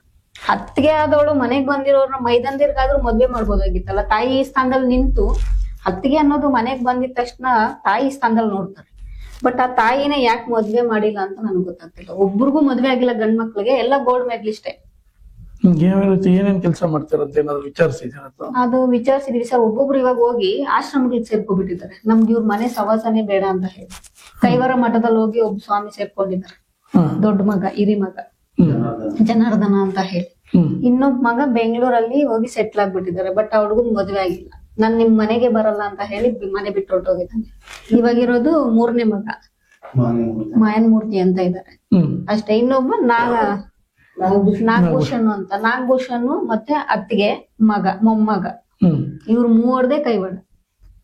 ಅಂದ್ರೆ ಇಡೀ ನೀವು ಅಲ್ಲಿ ಆ ಊರಿನ ಪರಿಸ್ಥಿತಿ ಮತ್ತೆ ಇವ್ರ ಪರಿಸ್ಥಿತಿ ಎಲ್ಲವನ್ನ ಹೋಗಿ ಗಮನಿಸ್ತಾರೆ? ಎಲ್ಲ ಗಮನಿಸಿದೀವಿ ಸರ್. ಅಂದ್ರೆ ಮೊಮ್ಮಗಂದು ಜಾಸ್ತಿ ಇದೆ, ಮೊಮ್ಮಗಂದು ಸೊಸೆದು, ಮಗಂದು ಅತ್ತಿಗೆ ಮೈದ ಮಗಂದು ಬಿಟ್ರೆ ಅಜ್ಜಿನೇ ನನ್ ಮುಂದೆನೆ ಹೊಡಿಯಕ್ ಬರ್ತಾರೆ. ನಾವ್ ಅಡ್ಡ ಹೋದ್ರು ಬಿಡ್ತಿಲ್ಲ. ಈ ಅಜ್ಜಿ ಮೇಲೆ ಹಲ್ಲೆ ಮಾಡೋದು, ಅಜ್ಜಿ ಮೇಲೇನು ಹಲ್ಲೆ ಮಾಡ್ತಿದ್ದಾರೆ. ಹೆಂಗ್ ಮನ್ಸ್ ಬರುತ್ತೆ? ಅಷ್ಟು ವಯಸ್ಸಾಗಿರೋ 70-75 ವರ್ಷ ಆಗಿರೋ ನಾವ್ ಹೇಳ್ತಿದೀವಿ, ನಾವ್ ಬಂದ್ ಮಾತಾಡ್ತಿದೀವಲ್ಲಪ್ಪ ಅಂತಂದ್ರೆ, ಇಲ್ಲ ಮೇಡಮ್ ನಿಮಗ್ ಗೊತ್ತಿಲ್ಲ, ಇಲ್ಲಿ ಜಾಸ್ತಿ ಇದೆ, ನಾವ್ ಅಜ್ಜಿನ ಇಲ್ಲಿ ಇರಕ್ ಬಿಡಲ್ಲ. ಸೊಸೆ ಆದವಳು ಅತ್ತೆನೆ ಯಾಕೆ ಮನೇಲಿ ಇರಕ್ ಬಿಡ್ತಿಲ್ಲ? ಅತ್ತೆನೆ ಇವಾಗ ಮನೆಯಿಂದ ಆಚೆಗೆ ಹೋಗುವಂತ ಸೊಸೆನೆ ಹಾಕ್ಬೋದಾಗಿತ್ತಲ್ಲ. ಯಾಕೆಂದ್ರೆ ಆಯಮ್ಮನ್ ತಾಯಿ ಇರೋದೇ, ಆಯಮ್ಮನೆ ಮನೆಯಿಂದ ಈಚೆಗೆ ಬಂದು ನೀವೇ ಇರ್ರಿ ಅಂತ ಅನ್ಬಿಟ್ಟು. ಇವಾಗ ಆಯಮ್ಮ ದೇವಸ್ಥಾನಗಳಲ್ಲಿ ಅಲ್ಲಿ ಇಲ್ಲಿ ಮಲ್ಕೊಳಂತ ಕರ್ಮ ಹೇಗಿದೆ? ಅಷ್ಟು ಆಸ್ತಿ, ಅಷ್ಟು ಮನೆ ಇಟ್ಕೊಂಡು ಆಯಮ್ಮನೆ ಮನೆಯಿಂದ ಆಚೆಗೆ ಹಾಕ್ಬೋದಾಗಿತ್ತಲ್ಲ. ಒಟ್ಟಾರೆಯಾಗಿ ಅವ್ರ ಅನುಕೂಲಸ್ಥರೇ, ಈ ಕುಟುಂಬ ಅನುಕೂಲಸ್ಥರೇ ಇದ್ದಾರೆ, ತುಂಬಾ ಅನುಕೂಲಸ್ಥರಿದ್ದಾರೆ ಸರ್. ಬಿಲ್ಡಿಂಗ್ ಇದೆ, ಮನೆ ಇದೆ, ಎಲ್ಲ ದುಡ್ಕೊಂಡ್ ತಿನ್ನೋದಕ್ಕೆಲ್ಲ ಇದೆ. ಭಗವಂತ ಎಲ್ಲ ಕೊಟ್ಟಿದ್ದಾನೆ. ಆದ್ರೆ ತಾಯಿನ ಸಾಕುವಷ್ಟು ಇದು ಕೊಟ್ಟಿಲ್ಲ ಅವ್ರಿಗೆ. ತಾಯಿ ಸಾಕಷ್ಟು ಬಡತನ ಎಲ್ಲ ಇದೆ, ಆದ್ರೆ ತಾಯಿ ಸಾಕಷ್ಟು ಬಡತನ ಅವ್ರಿಗೆ ತುಳುತ್ತಾ ಇದೆ. ಎಷ್ಟೋ ಜನಕ್ಕೆ ತಂದೆ ತಾಯಿ ಇಲ್ಲ ಅಂತ ಹೇಳಿ ಕೇಳ್ಕೊತಾರೆ, ವೃದ್ಧಾಶ್ರಮದಲ್ಲಿ ಹೋಗಿ ಇರ್ತಾರೆ. ಆದ್ರೆ ಎಲ್ಲಾ ಇದ್ದೂನು ತಾಯಿನ ಬೀದಿಗೆ ಬಿಡ್ತಾರೆ ಅಂತಂದ್ರೆ ಅಂತ ಮನುಷ್ಯತ್ವನ್ ಏನನ್ಬೇಕು ಅಂತ ನನ್ಗೆ ಗೊತ್ತಿಲ್ಲ. ಇಡೀ ಜಗತ್ತಲ್ಲಿ ಏನ್ ಅಂತಾರೆ ಅಂತಂದ್ರೆ ನನ್ನ ಬಾದ್ರಿನೇ ಬಳಸ್ಬಾರ್ದು ಅನ್ಕೊಬಿಟ್ಟಿನಿ. ಅಷ್ಟು ವರಸ್ಟ್ ಆಗಿದ್ದಾರೆ ಜನ. ಹೆಣ್ಮಕ್ಳೇನ ಹೋಗಿ ಅವ್ರ ಅಕ್ಕ ತಂಗಿರ ಹೋಗಿ ಕೇಳಿದ್ರೆ ಅವ್ರನ್ನೂ ದೌರ್ಜನ್ಯ ಮಾಡೋದು, ಅವ ಹೆಣ್ಮಕ್ಳನ್ನು ಹೊಡೆಯೋದು, ಹೆಣ್ಮಕ್ಳ ಮೇಲೆ ಅಲ್ಲೇ ಮಾಡಿರೋದು. ಒಳ್ಳೆ ರೌಡಿ ತರ ಹೋಗಿ ಎಗರ್ಸಿ ಓದಿತಾನೆ. ಅಜ್ಜಿನೂ ಅಷ್ಟೇ, ಆಯಮ್ಮನೂ ಅಷ್ಟೇ. ಎಲ್ಲ ಹೆಣ್ಮಕ್ಳನ್ನ ಕರ್ಸ್ಬಿಟ್ಟಿದ್ಯಾ ನೀನು? ಏನ್ ನ್ಯಾಯ ಮಾಡಕ್ ಕರ್ಸಿದ್ಯಾ? ಯಾರಿಗೂ ಏನು ಕೊಡೋದು? ಯಾರು ಒಂದ್ ಹೊಡಿಯಕ್ ಹೋಗ್ತಾ ಇದ್ರು? ಮೊಮ್ಮಗ ಏನೋ ಹೆಸರು? ಕುಬೇರ್ ಮೂರ್ತಿ ಅಂತ. ಒಂದು ವಯಸ್ಸು ಎಷ್ಟಿರ್ಬೋದು ಅವ್ರಿಗೆ? ಅವ್ನಿಗೊಂದು 27 ವರ್ಷ ಇದೆ. 27 ವರ್ಷ ವಯಸ್ಸು. 27 ವರ್ಷ. ಆತ್ಮಿಗೆ ಅಟ್ಲೀಸ್ಟ್ ತನ್ನ ಒಂದು ಅಜ್ಜಿ ಅನ್ನೋ ಕರುಣೆನೇ ಇಲ್ಲ. ನಮ್ಮ ಅತ್ತೆಯರು, ನಮ್ಮ ಕುಟುಂಬ ಅನ್ನೋಂತ ಮಾನವೀಯತೆನೇ ಯಾವ್ದಿಲ್ಲ. ಅಜ್ಜಿಗೆ ಹೇಳ್ತಾನೆ, ನೀನು ನನ್ ತಾಯಿ ಜೊತೆ ಅಡ್ಜಸ್ಟ್ ಮಾಡ್ಕೊಂಡು ಹೋಗು. ನೀನು ಯಾವ ತರ ಅಡ್ಜಸ್ಟ್ ಮಾಡ್ಕೊಂಡು ಹೋಗ್ಬೇಕು ತಾಯಿ ಜೊತೆ? ಎಲ್ಲ ಸುಮ್ಮನೆ ಇದ್ರು ಅವ್ನ ಇರ್ತಾ ಇಲ್ಲ. ನಾವು ನಾಗಮೂರ್ತಿ ಅನ್ನೋರ್ ಹತ್ರ ಮಾತಾಡ್ತಿದ್ರೆ ಅವ್ರನ್ನ ಮಾತಾಡಕ್ ಬಿಡ್ತಿಲ್ಲ. ನಾಗೇಶ್ ಮೂರ್ತಿ ಅವ್ರನ್ನ ಅವ್ರನ್ನೇ ಮಾತಾಡ್ತಾನೆ. ಆತ್ನೇ ಮೊಮ್ಮಗನೇ ಮಾತಾಡ್ತಾನೆ. ಈಗ ಇದು ನೇರವಾಗಿ ನೀವು ಪೊಲೀಸ್ ಇಲಾಖೆಗೆ ಒಂದು ದೂರು ಕೊಟ್ಟು ಇವ್ರಿಗೂ ನ್ಯಾಯ ತೋರಿಸ್ಕೊಡಿ ಅಂತೇಳಿ ನಿಮ್ಮ ಹೋರಾಟದ ಮೊದಲ ಮುಂಚೂಣಿಯಲ್ಲಿ ಇರ್ಬೇಕು ಅನ್ನೋದು ನನ್ನ ಅಭಿಪ್ರಾಯ. ಹೌದು, ಮುಂದೇನೂ ಅಷ್ಟೇ ಪೊಲೀಸ್ ಕಡೆಯಿಂದ ನಾವು ಕೇಳೋದಿಷ್ಟೇ ಸರ್. ಅವರೇ ನಮ್ಗೆ ರಕ್ಷಣೆ ಅಂತ ಹೇಳಿ ನಾವು ಅವ್ರ ಮೆಟ್ಲು ಎತ್ತೀವಿ. ಅವ್ರನ್ನ ಬಿಟ್ಟು ಬೇರೆ ಯಾರಿದ್ದಾರೆ ಸರ್ ನಮ್ಗೆ? ಒಂದು ಅಧಿಕಾರಿ ಅಂತ ಹೇಳಿ ನಾವು ಹೋಗೋದು ರಕ್ಷಣೆ ಕೇಳ್ಬೇಕು ಅವ್ರನ್ನ ಬಿಟ್ರೆ ಮತ್ತೆ ಅವರೇ ನಮ್ಗೆ ಹಿಂದಿರುಗಿ ನೋಡಿದ್ರೆ ಈಗ ನೀವು ದೂರ ಏನಾದ್ರು ದಾಖಲಿಸಿದೀರಾ? ಒಂದು ಕೇಸ್ ಏನಾದ್ರು ಪೊಲೀಸ್ ಸ್ಟೇಷನ್ ಒಂದು ರಿಟರ್ನ್ ಅಲ್ಲಿ ಏನಾದ್ರು ಕಂಪ್ಲೇಂಟ್ ಏನಾದ್ರು ಈಗಾಗಲೇ ಕೊಟ್ಟಿದ್ದೀರಾ? ಕೊಟ್ಟಿದೀವಿ ಸರ್, ಕೊಟ್ಟಿದ್ದೀವಿ. ಬಟ್ ಆದ್ರೆ ಅವ್ರು ಸ್ಪಾನ್ಸರ್ ಮಾಡ್ತಿಲ್ಲ ಅಂದ್ರೆ ಖಂಡಿತವಾಗಿಯೂ ನಿಮ್ಮ ಕಾನೂನು ಕ್ರಮವನ್ನು ಕೈಗೊಂಡಿದ್ದೀರಾ. ಮಾನವೀಯತೆಯಿಂದ ಅಜ್ಜಿಗೆ 5 ದಿನಗಳಿಂದ ರಕ್ಷಣೆ ಕೊಡೋದಕ್ಕೆ ಏನೇನ್ ಪ್ರಯತ್ನ ಮಾಡಿದ್ದೀರಾ? ಎಲ್ಲ ಮಾಡಿ ಮಾಧ್ಯಮದ ಮಿತ್ರರ ಜೊತೆಯಲ್ಲಿ ನ್ಯಾಯ ದೊರಕಿಸ್ಕೊಡುವಂತ ವ್ಯವಸ್ಥೆಯನ್ನು ನೀವು ಮಾಡ್ತಾ ಇದ್ದೀರಾ. ಹೌದು ಸರ್. ಒಟ್ಟಾರೆಯಾಗಿ ನಿಮ್ಮ ಒಂದು ಮನಸ್ಸಿನಲ್ಲಿರುವಂತಹ ಅಂಶಗಳೇನಂದ್ರೆ ಅಜ್ಜಿಗೆ ಕೊನೆಯ ಘಟ್ಟದವರೆಗೂ ನ್ಯಾಯ ತೋರಿಸ್ಕೊಡೋವರೆಗೂ ನಾವು ಇದೀವಿ, ಆ ನ್ಯಾಯ ಸಿಕ್ಲೇಬೇಕು ಅನ್ನೋದು ನಿಮ್ಮ ಒಂದು ಆಗ್ರಹ. ಹೌದು ಸರ್. ಯಾಕೆಂದ್ರೆ ತಾಯಿ ಮಕ್ಕಳನ್ನ ನಾವು ಸಾಕಿರ್ತೀವಿ, ಬಟ್ ಹೋಗೋ ಕಾಲದಲ್ಲಿ ಅವ್ರ ಮಕ್ಕಳು ನಮ್ಗೆ ಮಗು ಆಗ್ಬಿಡ್ತಾರೆ ತಾಯಿಯಂದಿರು. ನಾವ್ ಅವ್ರನ್ನ ಮಗು ತರ ನೋಡ್ಕೋಬೇಕು. ಬಟ್ ಆದ್ರೆ ಅವ್ರು ಯಾಕೆ ಮಗು ತರ ಅವ್ರನ್ನ ನೋಡ್ಕೋತಿಲ್ಲ? ಒಂದು ತಪ್ಪು ಮಾಡ್ತಾರೆ ತಾಯಂದಿರು, ಅದನ್ನ ನಾವು ತಪ್ಪು ಮಾಡ್ದಾಗ ನಮ್ ತಾಯಂದಿರು ತಿದ್ದಿ ಬುದ್ಧಿ ಹೇಳ್ತಿದ್ರು. ನಾವ್ಯಾಕೆ ನಮ್ ತಾಯಂದಿರ್ನ ತಿದ್ದಕ್ಕೋಬಾರ್ದಾಗಿತ್ತು ಅನ್ನೋದೊಂದೇ ನಾನು ಇವಾಗ ಅವ್ರನ್ನ ಕೇಳ್ತಿರೋದು, ಬೇರೆ ಇನ್ನೇನು ಕೇಳ್ತಿಲ್ಲ. ಅವ್ರಿಗೆ ಅವ್ರ ಕೈಲಿ ಆಗಲ್ಲ ಅಂತಂದ್ರೆ ನಾನೇ ಕರ್ಕೊಂಡು ಸಾಕೋತೀನಿ. ನೋಡಿ ಎಂತ ಒಳ್ಳೆ ಹೃದಯ ನಿಮ್ದು. ನೀವೇ ಅಜ್ಜಿಗೆ ಕೊನೆಗಾಲದಲ್ಲಿ ನಿಂತ್ಕೊಂಡು ನಾನೇ ಸಾಕ್ತೀನಿ ಅಂತ ಹೇಳ್ತಾ ಇದೀರ. ಬಹುಶಃ ಈ ತರದ್ದು ಒಳ್ಳೆ ಗುಣಗಳು ಬಹಳ ಮುಖ್ಯವಾಗಿರ್ತವೆ. ಈಗ ನಾವು ಯಾರು ಬರೋದೇ ಬೇಡ, ನನ್ಗ ಆ ಎಮ್ಮನ್ನ ಕೊಟ್ಬಿಡ್ಲಿ, ಅವ್ರ ಆಸ್ತಿ ಏನಿದೆ ಅವರೇ ಇಟ್ಕೊಂಡ್ಲಿ, ನನ್ಗ ಅದ್ರ ಅವಶ್ಯಕತೆನೂ ಇಲ್ಲ. ಸಾಯೋವರೆಗೂ ನಾನು ನೋಡ್ಕೋತೀವಿ ಅಜ್ಜಿ. ನೀವೀಗ ಇಷ್ಟೊತ್ತು ನಿಮ್ಮ ಇಡೀ ಒಂದು ಬದುಕಿನ ಚಿತ್ರಣವನ್ನ ವೀಕ್ಷಕರ ಮುಂದಿರುವಂತ ಪ್ರಯತ್ನ ಮಾಡಿದ್ವಿ. ಈಗ ನಿಮ್ಮ ಮನಸ್ಸಲ್ಲಿ ಏನಿದೆಯೋ ಅದು ಬಹಳ ಮುಖ್ಯ. ಈಗ ನೀವು ನಿನ್ನ ಕುಟುಂಬದ ಎಲ್ಲ ಸದಸ್ಯರ ಜೊತೆಯಲ್ಲಿ ಇರಬೇಕು ಅನ್ನೋದು ನಿಮ್ಮ ಅಭಿಲಾಷೆ ಅಲ್ವಾ? ಹಾಗಾದ್ರೆ ಅವರು ನಿಮ್ಮನ್ನ ಸೇರಿಸ್ತಿಲ್ಲ. ಈಗ ಈ ಒಂದು ಮಾಧ್ಯಮದ ಮುಖಾಂತರವಾಗಿ ತಾವೇನು ಹೇಳಕ್ ಇಷ್ಟಪಡ್ತೀರಾ? ಸೇರಿಸಿಲ್ಲ, ಎಲ್ಲ ಜೊತೆಯಲ್ಲೇ ಇರಬೇಕು ಅಂತ ಇಷ್ಟ ಇತ್ತು. ಎಷ್ಟು ದಿವಸ ಹೋರಾಡ್ಕೊಂಬಂದೆ. ಇನ್ನು ನನಗೆ ಸಾಧ್ಯವಿಲ್ಲ. ಅವ್ರು ಎಷ್ಟಾದರೂ ಹಿಂಸೆ ಕೊಡ್ತಾ ಇದ್ರೆ, ಮಾನಸಿಕ ಹಿಂಸೆ, ತುಂಬ ಹಿಂಸೆ, ಮನಸ್ಸಿಗೆ ನೊಂದು ಸಾಕಾಗ್ಬಿಟ್ಟಿದೆ. ಇನ್ನು ನನ್ನ ಕೈಯಲ್ಲಾಗಲ್ಲ. ಅವಳು ನಾನಿದ್ರಿದ್ದ ಕಡೆನೇ ಏನು ಇರೋಲ್ಲ ಅಂತಂದರೆ ಇವ್ರು ಹೇಳ್ದಂಗೆ ನಾನು ಆಚೆ ಹೋಗುವಂತ ಅವ್ರಿಗೆ ಹಾಕ್ಬೇಕಾಗಿತ್ತು. ನಾನೇನು ಮನಸ್ಸು ಬರಿಲ್ಲ ನನಗೆ. ನಾನೇ ಹೊರಟು ಬಂದು ಇವಾಗ ಇವ್ರ ಮನೇಲಿ 2 ದಿವಸ ಇದ್ದೆ, ಮೇಡಮ್ ಅವ್ರ ಮನೆಯಲ್ಲೇ. ತಾತನವ್ರ ಮಠದಲ್ಲಿ ಇವಾಗ 5 ದಿವಸದಿಂದ ಅಲ್ಲಿದ್ವಿ.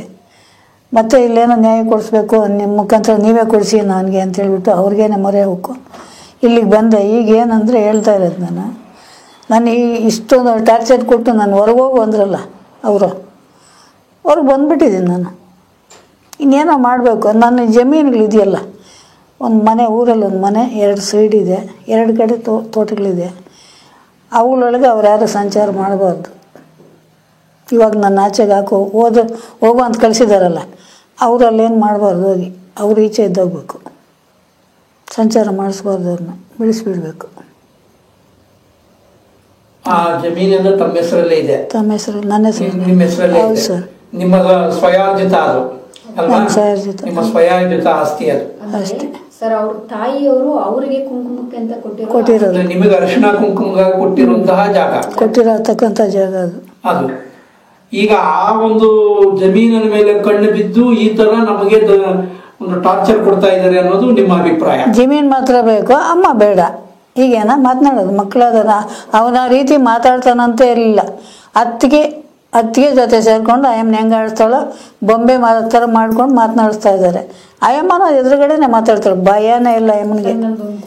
ಮನೇನೆ ಎದ್ದೋಗಂಗೆ ಮಾತಾಡ್ತಾಳೆ. ಮೊಮ್ಮಗನು ಆಯಮ್ಮನು ಕೂಡ. ಅವ್ರು ಹೆಂಗೆ ಹೇಳಿದ್ರೆ ಹಂಗೆ ಒಂದು ಚಿತ್ರ ಬೊಂಬೆ ಆಗಿಬಿಟ್ಟಿದ್ದಾನೆ. ನೀವು ಹಿಂಸೆನೆ ಕೊಡ್ತಾ ಇರೋದು. ನೀನು ಏನು ಬದುಕಿರೋದು ಕತ್ತಿಸ್ಕೋಗಿ ಬಂದಲ್ಲ, ನೀನು ವಿಷ ಆಗಿಬಿಟ್ಟಿದ್ಯಾ ನೀನೇ ಬೆಂಕಿ ಆಗಿಬಿಟ್ಟಿದ್ಯಾ ಮನೆಗೆ. ನಿನ್ನಿಂದ ಸುಟ್ಟೋತಾ ಅದೆಲ್ಲನು. ಎಷ್ಟು ಸಲ ನೀನು ಧನಲಕ್ಷ್ಮಿ ಇಬ್ಬರು ಸೇರಿಕೊಂಡು ಮನೆಯೇ ಸುಟ್ಟಾಕ್ತೀರಿ. ಫೋನೊಂದು ಹಿಡ್ಕೊಂಡು ಫೋನಾಗ ಯಾವಾಗೂ ಇಲ್ಲಿ ನಡೆದಿದ್ದೆಲ್ಲ ಹೇಳ್ತೀಯಾ? ನೀನು ವಿಷ ಆಗಿಬಿಟ್ಟಿದ್ಯಾ? ಓದ್ತಾ ಇರ್ಬೇಕು ಮನೆಯಿಂದ ಆಚೆ. ಈ ಅಪ್ಪನಿದ್ರೆ ಇಬ್ಬರು ಹೊರಟೋಗ್ರಿ ಅಂತಂದು ಬಂದುಬಿಟ್ವಿ. ಆಮೇಲೆ ಇನ್ನೇನು ಮಾಡೋದ? ಹಂಗಾಯ್ತು. ಈಗ ಪೊಲೀಸ್ ಕಂಪ್ಲೇಂಟ್ ಬೇರೆ ಕೊಟ್ಟಿದ್ದಾರೆ. ಈಗ ಕೊನೆಯದಾಗಿ ಅವ್ರಿಗೆ ಯಾರಿಗೆ ಶಿಕ್ಷೆ ಆಗಬೇಕು? ನಿಮ್ಮ ಮನೆ ನಿಮಗೆ ತೊಂದರೆ ಕೊಟ್ಟಂತ ಅವ್ರ ಹೆಸರುಗಳೇನು, ಯಾರಿಗೆ ಶಿಕ್ಷೆ ಆಗಬೇಕು, ಅವ್ರಿಗೆ ಯಾವ ರೀತಿಯಾದಂಥ ಒಂದು ನಿಮಗೆ ನ್ಯಾಯ ಸಿಗಬೇಕು? ಶಿಕ್ಷೆ ಏನು ಕೊಡ್ಬೇಕು ನೀವೇ ಯೋಚನೆ ಮಾಡ್ಬೇಕು, ನಾನೇನಂತ ಹೇಳ್ಬೇಕು. ಅದು ಯಾರಿಗೆ ನಿನ್ಗೆ ಶಿಕ್ಷೆ ಕೊಡ್ತಾವ್ರಲ್ಲ ಎಷ್ಟು ತಿಂಗಳಕ್ಕೆ ಏನು ಬರಬೇಕು? ಈಚೆ ಹಾಕಿದಾರಲ್ವಾ, ಆಚೆ ಹಾಕಿದ್ದಾರೆ. ಅವ್ರಿಗೆ ಶಿಕ್ಷೆ ಕೊಡ್ಬೇಕಾ ಅಥವಾ ನಿನ್ ತಾಯಿ ಇದ್ರಲ್ಲಿ ನೀನು ಏನ್ ಮಾಡ್ತೆ, ಕರುಣೆ ತೋರಿಸ್ತೀಯ? ಕರುಣೆ ನಾನು ಕರುಣೆ ತೋರಿಸ ಅಲ್ಲ, ನಿನ್ನ ಕ್ಷಮಾಪಣೆ ಇಲ್ಲ ನನ್ನ ಹತ್ರ, ಕ್ಷಮಾಪಣೆ ನನ್ನ ಹತ್ರ ಇಲ್ಲ. ಯಾಕಂದ್ರೆ ಎಷ್ಟು ದಿವಸ ಕ್ಷಮಾಪಣೆ ಮಾಡ್ಕೊಂಡೇ ಬಂದಿದ್ದಾಯ್ತು. ಇನ್ನು ನನಗೆ ಸುಸ್ತಾಗ್ಬಿಟ್ಟಿದೆ, ಶಕ್ತಿ ಇಲ್ಲ ಕ್ಷಮಾಪಣೆ ಮಾಡೋದಕ್ಕೆ.